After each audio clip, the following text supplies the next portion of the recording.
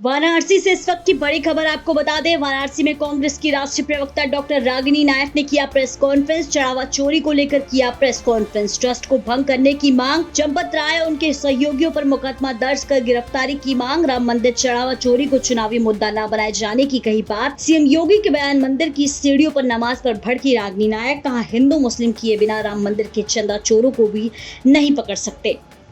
देश भर में प्रेस वार्ता हो रही है, वाराणसी प्रधानमंत्री जी के संसदीय क्षेत्र से भी, क्या आप लोग जानकारी? देखिए, पहले तो हम मोदी जी से कहेंगे कि निर्मल मन जन सो मोहि पावा, मोहि कपट छल छिद्र न भावा। समस्या ये है कि जो अपने आप को हिंदू धर्म का ठेकेदार बनाते हैं, मानते हैं, घोषित करते हैं, जो राम के नाम पर राजनीति करते हैं, राम के नाम पर सत्ता पर बैठने की पूरी कोशिश करते हैं, राजनीति और धर्म का घालमेल करते हैं, उन्होंने ही शायद रामचरितमानस नहीं पढ़ी। नहीं तो मोदी जी को भी पता होता ना कि तुलसीदास जी तो खुद ही प्रभु श्री राम की ओर से ये कह रहे हैं कि जो झूठ बोलता है, जुमलेबाजी करता है, छल कपट करता है, फरेब करता है, पाखंड करता है, षड्यंत्र करता है, चोरी डकैती करता है, वो प्रभु राम को कभी प्राप्त नहीं कर सकता और अंत में तो मैं कहूँगी जनता जनार्दन को भी प्राप्त नहीं कर सकता।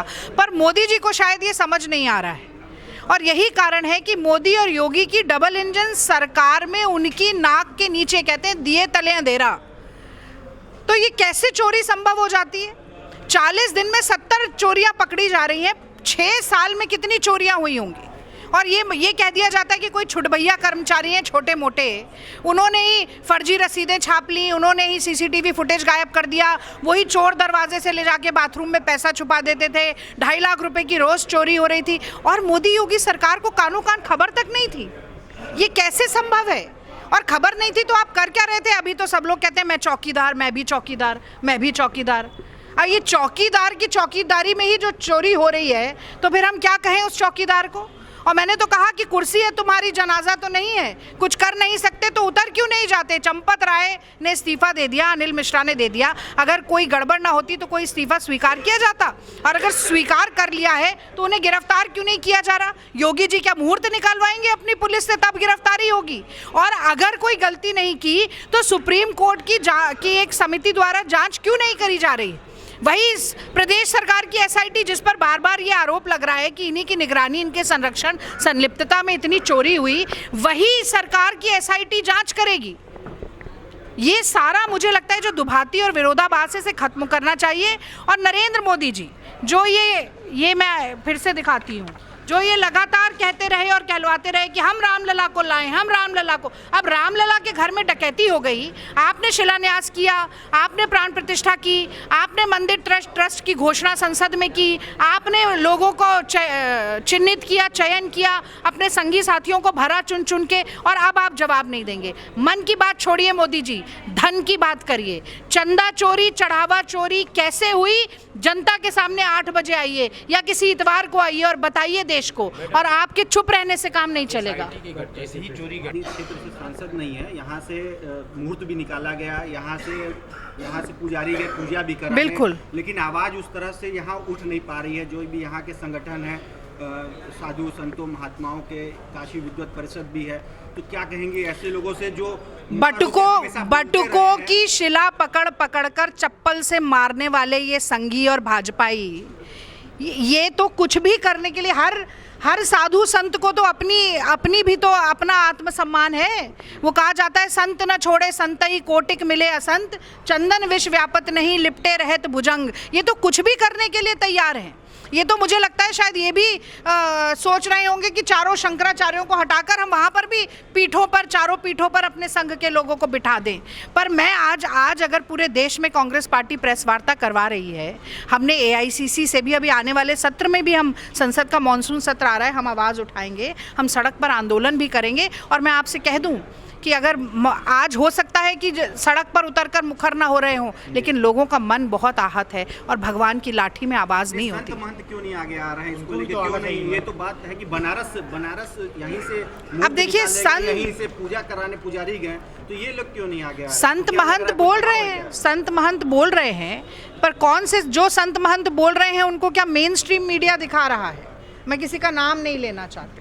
जो अब आज एक और चीज़ मैं आपसे कहना चाहती हूँ, कुछ चैनल की एंकर्स हैं, महिला एंकर, वो 2-3 साधुओं को बिठा लेती हैं। वो साधु आपस में कहते तू लुच्चा, तू टुच्चा, तू लफंगा, तू फलाना, तू डमकाना, और उनको आपस में लड़वाकर वो राम मंदिर ट्रस्ट का बचाव कर रही हैं। आपने देखा होगा कल अनुपम खेर जी का भी बयान आया, वो भी मतलब ये कह रहे हैं कि हाँ भाई अपने घर में चोरी हो जाती है तो आप अपना घर थोड़ी छोड़ देते हैं, वो भी बचाव कर रहे हैं। तो इन सब लोगों को छोड़ा हुआ है लीपा पोती करने के लिए। सबसे पहली मांग रिमांड पे है, चंपत राय को चोर घोषित कर दिया गया, चंपत राय इस्तीफा दे दिए, अब क्या चाहते हैं आप लोग? क्या देखिए कानून क्या चाहते हैं? अगर आपको लगता है कि वो दोषी साबित हो गए हैं, उनको घोषित कर दिया, एक मिनट सुनिए, अगर उनको घोषित कर दिया गया है तो उन पर एफआईआर क्यों नहीं हो रही है? उनको अरेस्ट क्यों नहीं किया जा रहा है? अगर कोई आम आदमी के ऊपर इतना आरोप लगता तो आज उसके साथ क्या हो रहा होता? किसका संरक्षण प्राप्त है? योगी जी का प्राप्त है कि मोदी जी का प्राप्त है? क्यों उनको गिरफ्तार नहीं कर रहे हैं? और ये कैसी बात है, अपने गुर्गों को आप छोड़ देते हैं बोलने के लिए कि भाई हम तो भाजपा और संघ के लोगों ने चोरी की है तो हम भाजपा और संघ के लोग ही निपटा लेंगे। आप कौन है बोलने वाले? हम बोलेंगे, हम राम भक्त हैं, हमने भी चंदा दिया है, हमने तन से, मन से, धन से योगदान दिया है राम मंदिर के निर्माण में, तो हम क्यों नहीं बोलेंगे? मुख्यमंत्री जी कह रहे हैं कि आप क्या चाहती हैं कि हनुमानगढ़ी की सीढ़ियों पर नमाज पढ़ी जाए, ये चाहते हैं? ये नमाज कहाँ से बीच में आ गई? ये नमाज नहीं, मैं तो योगी जी से पूछूं, नमाज बीच में कहाँ से आ गई? हिंदू मुसलमान किए बिना आप राम मंदिर के चंदा और चढ़ावा चोरों को भी नहीं पकड़ सकते? इतने नाकारा और निकम्मे हैं आप कि आपको हर चीज़ में मुसलमान को घसीट के लाना है। हमने तो बात नहीं की, आज तो मैंने एक बार भी कभी मुसलमान का नाम नहीं लिया। अब आप हनुमानगढ़ी की सीढ़ी पे नमाज पढ़ने की बात कर रहे हैं। एक मिनट, विनय कटियार जी आगे आकर कहते हैं कि मोदी जी से मेरी फ़ोन पे बात हुई है। क्यों कानाफूसी चल रही है भाई? क्यों कानाफूसी चल रही है? वो कह रहे हैं कि कभी भी अरेस्ट हो सकते हैं, उसके बाद अपनी बात से मुकर जाते हैं। मोदी जी पत्र लिखते हैं अमरनाथ के यात्रियों को, क्यों नहीं आकर आप यहाँ पर राम के भक्तों के बारे में बोलते?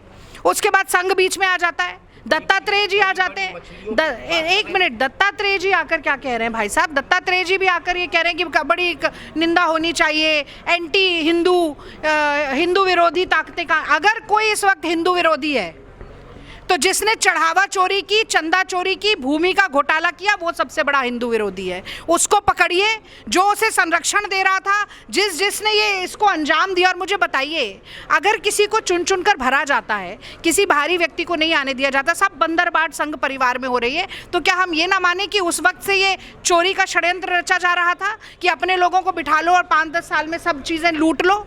तो ये सवाल तो पूछा जाएगा।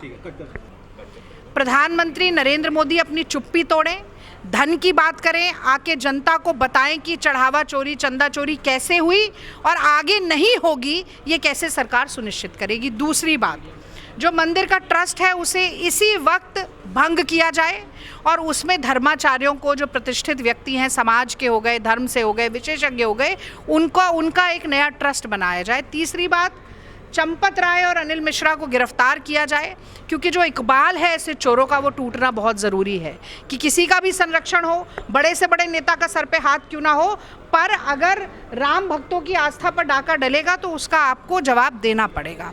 सुप्रीम कोर्ट द्वारा एक समिति बनाकर उसकी जांच की जाए, ये हमारी 4 प्रमुख मांग है। अच्छा, ये बताइए कि चुनावी मुद्दा होने जा रहा है, ये यूपी इलेक्शन 2027 में है, तो क्या ये राम मंदिर चढ़ावा चोरी कोई चुनावी मुद्दा भी होने जा रहा है आप लोगों का? देखिए, मुझे लगता है कि महात्मा गांधी जो कहते थे वही मैं यहाँ कहूँगी कि धर्म व्यक्ति की निजी आस्था का मामला है, और जो भावनाएं आहत हुई, जो विश्वास, जो भरोसा आहत हुआ, क्षत विक्षत हुआ, मुझे लगता है कि उसको चुनावी राजनीति की दृष्टि से नहीं देखा जाना चाहिए।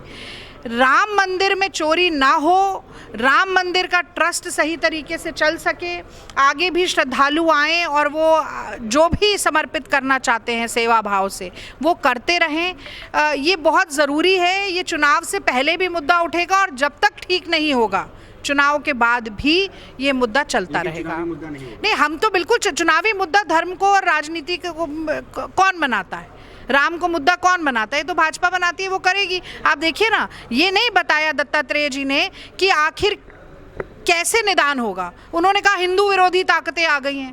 भाई, सारी हिंदू विरोधी ताकतें इनके राज में ही पैदा हो गई, उससे पहले तो कोई हिंदू विरोधी ताकत होती नहीं थी।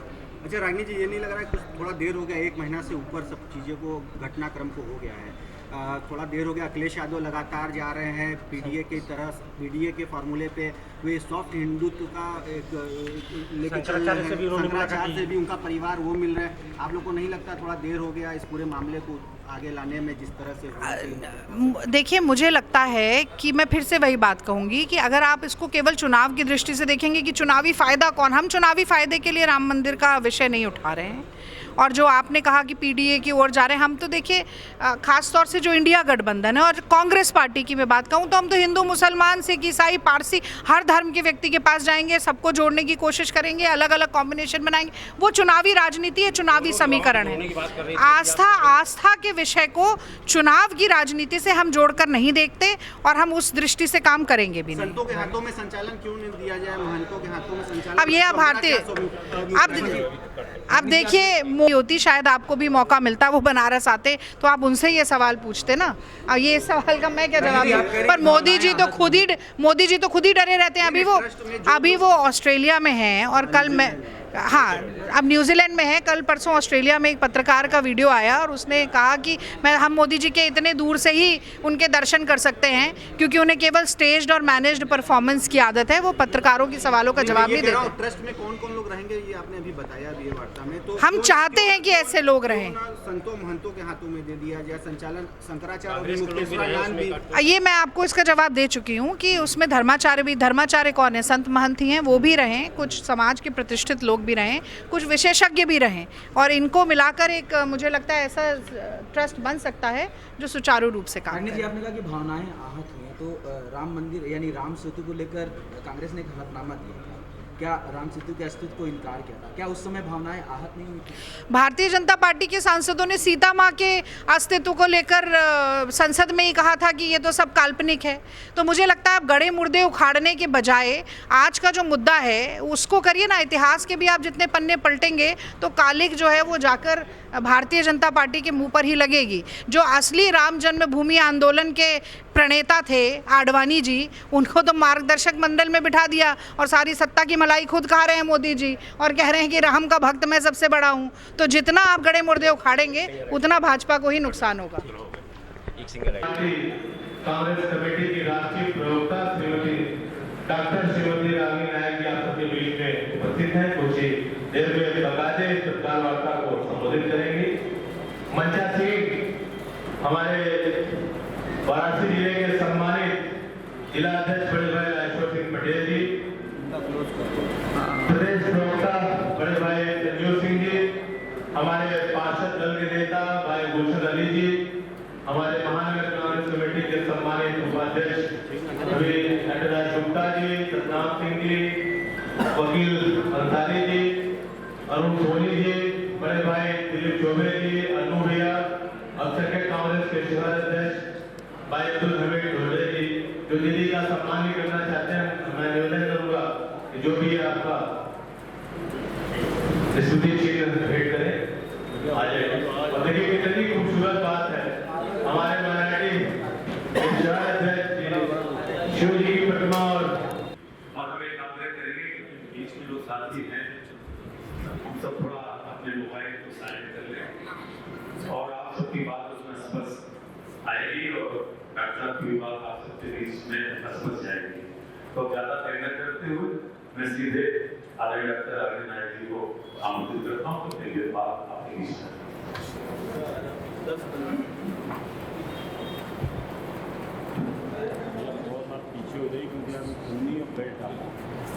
नमस्कार।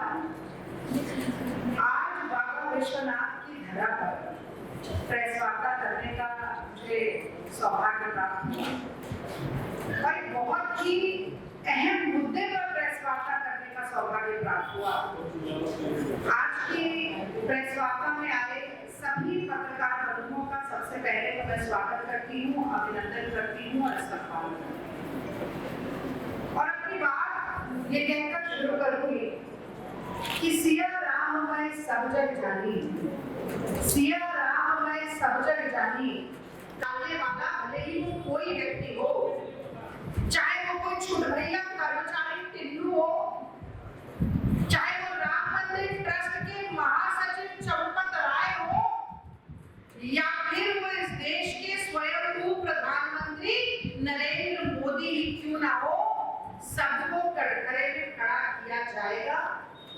सब पर सवालिया निशान दागे जाएंगे और सबको बेनकाब किया जाएगा।